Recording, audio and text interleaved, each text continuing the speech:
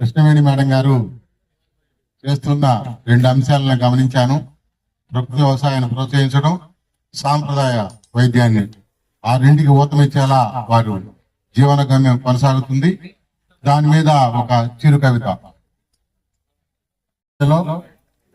జీవనానికి జ్ఞాన దీపంలో, భూమి తల్లి ఊపిరిలో, రైతు శ్రమ వెలుగులో, ప్రకృతి వ్యవసాయమే బలం, రసాయనాలకు విరామం, నేల ఆరోగ్యమే మన ఆరోగ్యం, సామరస్యమే నిజ విజయం, సాంప్రదాయ వైద్య జీవసారం, తాత ముద్రల అనుభవం, ఆకులు వేర్లు కషాయాలే రోగ నివారణకు ఆయుధాలు, పరిశోధనే మార్గదర్శనం, అనుభవానికి శాస్త్ర బలం, నవయోగానికి నూతన దశ పలుకుతున్న కృష్ణవేణి గారు చెట్టు నీడలో చైతన్యం, విత్తనములో భవిష్యత్తు తప్పనం, అభ్యుదయ గీతం గళమెత్తే, ప్రకృతి పదమే విజయానికి నాంది పలుకుతుందని, ఆమె మెడికల్ కాలేజ్ స్థాయికి తీసుకెళ్లాలని ఆశిస్తున్నారు.